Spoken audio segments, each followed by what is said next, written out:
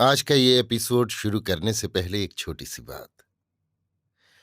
क्या आप भी अपना पॉडकास्ट बनाने की सोच रहे हैं? तो एंकर ट्राई कीजिए। ये पॉडकास्ट बनाने का सबसे आसान तरीका है। नंबर 1, ये फ्री है। नंबर 2, इसमें कई सारे ऐसे टूल्स हैं जो आपको अपने फ़ोन और कंप्यूटर पर रिकॉर्ड और एडिट करने की फैसिलिटी देते हैं। नंबर 3, आप अपने पॉडकास्ट को डिस्ट्रीब्यूट भी कर सकते हैं, जिससे इसे स्पॉटिफाई और दूसरे प्लेटफॉर्म पर सुना जा सके। तो डाउनलोड कीजिए फ्री एंकर ऐप या विजिट कीजिए anchor.fm पर अपना पॉडकास्ट स्टार्ट करने के लिए। ये तो थी एक छोटी सी जानकारी, और अब शुरू करते हैं एपिसोड का सिलसिला। तो आज के एपिसोड में लीजिए सुनिए आचार्य चतुर्सेन शास्त्री के लिखे उपन्यास सोमनाथ के पहले भाग प्रभास पट्टन को मेरी यानी समीर गोस्वामी की आवाज में। सौराष्ट्र के नैऋत्य कोण में समुद्र के तट पर वेरावल नाम का एक छोटा सा बंदरगाह और आखात है। वहां की भूमि अत्यंत उपजाऊ और गुंजान है। वहां का प्राकृतिक सौंदर्य भी अपूर्व है। मीलों तक विस्तीर्ण सुनहरी रेत पर क्रीड़ा करती रत्नाकर की उज्ज्वल फेन राशि हर पूर्णिमा को ज्वार पर अकथ शोभा विस्तार करती है। आखात के दक्षिणी भाग की भूमि कुछ दूर तक समुद्र में धंस गई है।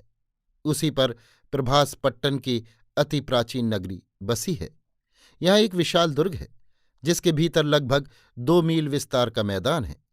दुर्ग का निर्माण संधि रहित भीमकाय शिलाखंडों से हुआ है। दुर्ग के चारों ओर लगभग 25 फुट चौड़ी और इतनी ही गहरी खाई है, जिसे चाहे जब समुद्र के जल से लबालब भरा जा सकता है। दुर्ग में बड़े बड़े विशाल फाटक और अनगिनत बुर्ज हैं। दुर्ग के बाहर मीलों तक प्राचीन नगर के ध्वंसावशेष बिखरे पड़े हैं। टूटे फूटे प्राचीन प्रासादों के खंडहर, अनगिनत टूटी फूटी मूर्तियां उस भूमि पर किसी असह्य अघट घटना के घटने की मौन सूचना सी दे रही हैं। दुर्ग का जो परकोटा समुद्र की ओर पड़ता है, उससे छूता हुआ और नगर के नैऋत्य कोण के समुद्र में घुसे हुए ऊंचे श्रृंग पर महाकालेश्वर के विद्युत मंदिर के ध्वंस दीख पड़ते हैं। मंदिर के ध्वंसावशेष और दूर तक खड़े हुए टूटे फूटे स्तंभ मंदिर की अप्रतिम स्थापत्य कला और महानता की ओर संकेत करते हैं। अब से लगभग 1000 वर्ष पहले इसी स्थान पर सोमनाथ का कीर्तिवान महालय था, जिसका अलौकिक वैभव बद्रिकाश्रम से सेतुबंध रामेश्वर तक और कन्याकुमारी से बंगाल के छोर तक विख्यात था। भारत के कोने कोने से श्रद्धालु यात्री ठठ के ठठ 12 महीना इस महातीर्थ में आते और सोमनाथ के भव्य दर्शन करते थे। अनेक राजा रानी, राजवंशी, धनी कुबेर, श्रीमंत साहूकार यहाँ महीनों पड़े रहते थे और अनगिनत धन रत्न गांव धरती सोमनाथ के चरणों पर चढ़ा जाते थे। इससे सोमनाथ का वैभव अवर्णनीय एवं अतुलनीय हो गया था। उन दिनों भारत में वैष्णव धर्म की अपेक्षा शैव धर्म का अधिक प्राबल्य था। सोमनाथ महालय निर्माण में उत्तर और दक्षिण दोनों ही प्रकार की भरतखंड की स्थापत्य कला की पराकाष्ठा कर दी गई थी। ये महालय बहुत विस्तार में फैला था। दूर से उसकी धवल दृश्यावली चांदी के चमचमाते पर्वतशृंग के समान दीख पड़ती थी। संपूर्ण महालय उच्च कोटि के श्वेत मरमर का बना था। महालय के मंडप के भारी भारी खंभों पर हीरा, मानिक, नीलम आदि रत्नों की ऐसी पच्चीकारी की गई थी कि उसकी शोभा देखने से नेत्र थकते नहीं थे। जगह जगह सोने चांदी के पत्र स्तंभों पर चढ़े थे। ऐसे 600 खंभों पर महालय का रंग मंडप खड़ा था। इस मंडप में 10,000 से भी अधिक दर्शक एक साथ सोमनाथ के पुण्य दर्शन कर सकते थे। इस मंडप में द्विजमात्र ही जा सकते थे। मंडप के सामने गंभीर गर्भगृह में सोमनाथ का अलौकिक ज्योतिर्लिंग था। गर्भगृह की छत और दीवार पर रत्ती रत्ती रत्न और जवाहर जड़े थे। इस कारण साधारण घृत का दिया जलने पर भी वहां ऐसी झलमलाहट हो जाती थी कि आंखें चौंधिया जाती थीं। इस भूगर्भ में दिन में भी सूर्य की किरणें प्रविष्ट नहीं हो सकती थी।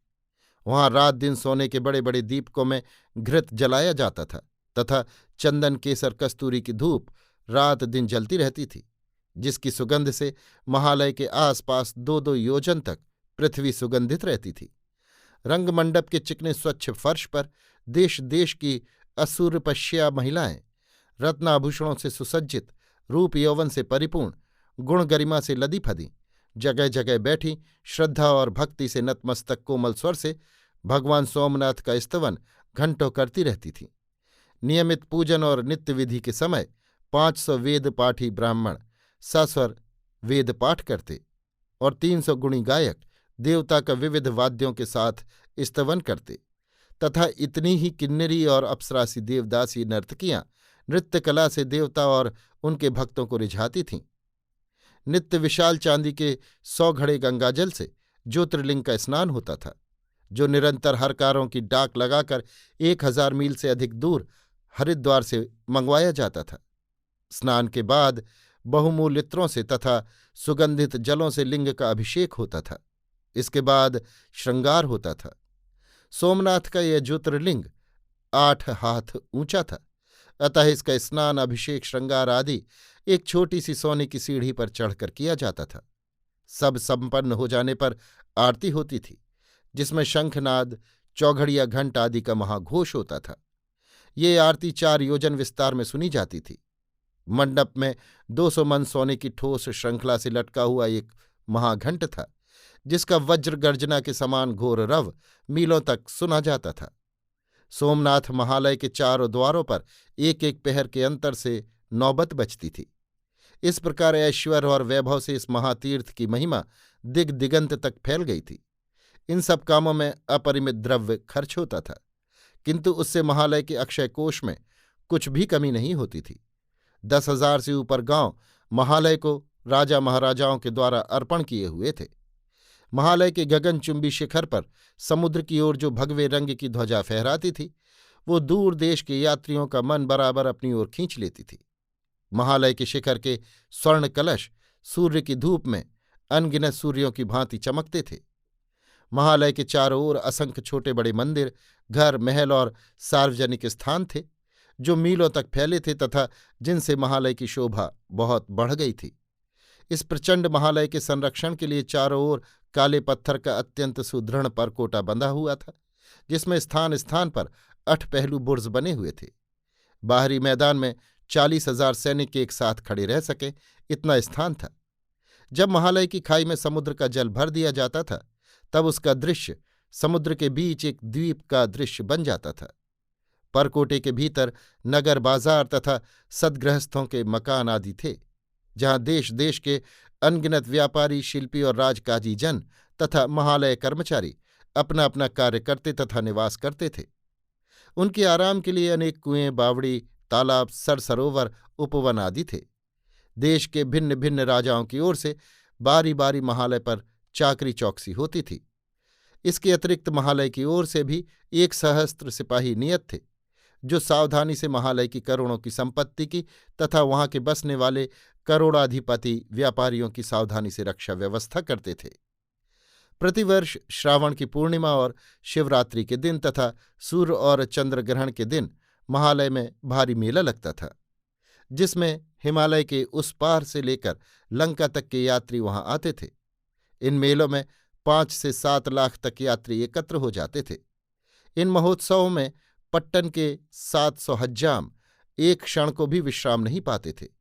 दूर दूर के राजा महाराजा अपने अपने लाव लश्कर लेकर लंबी लंबी मंजिलें काटते हुए तथा मार्ग के कठिन परिश्रम को सहन करते हुए प्रभास पट्टन में आकर जब महालय की छाया में पहुंचते तो अपने जीवन को धन्य मानते। भरतखंड भर में ये विश्वास था कि भगवान सोमनाथ के दर्शन बिना किए मनुष्य जन्म ही निरर्थक है। अनेक मुकुटधारी राजा और श्रीमंत अपनी अपनी मानता पूरी करने को सैकड़ों मील पांव प्यादे चलकर आते थे। इन सब कारणों से उन दिनों पट्टन नगर भारत भर में व्यापार का प्रमुख केंद्र बन गया था। मालव, हिमाचल, अर्बुद, अंग, बंग, कलिंग के अतिरिक्त अरब, ईरान और अफगानिस्तान तक के व्यापारी तथा बंजारे कीमती माल लेकर इन मेलों के अवसरों पर आकर अच्छी कमाई कर जाते थे। पट्टन के बाजार उन देशों की हल्की भारी कीमत वाली जिंसों और सामग्रियों से पटे रहते थे। अभी आप सुन रहे थे आचार्य चतुर्सेन शास्त्री के लिखे उपन्यास सोमनाथ के पहले भाग प्रभास पट्टन को मेरी यानी समीर गोस्वामी की आवाज में।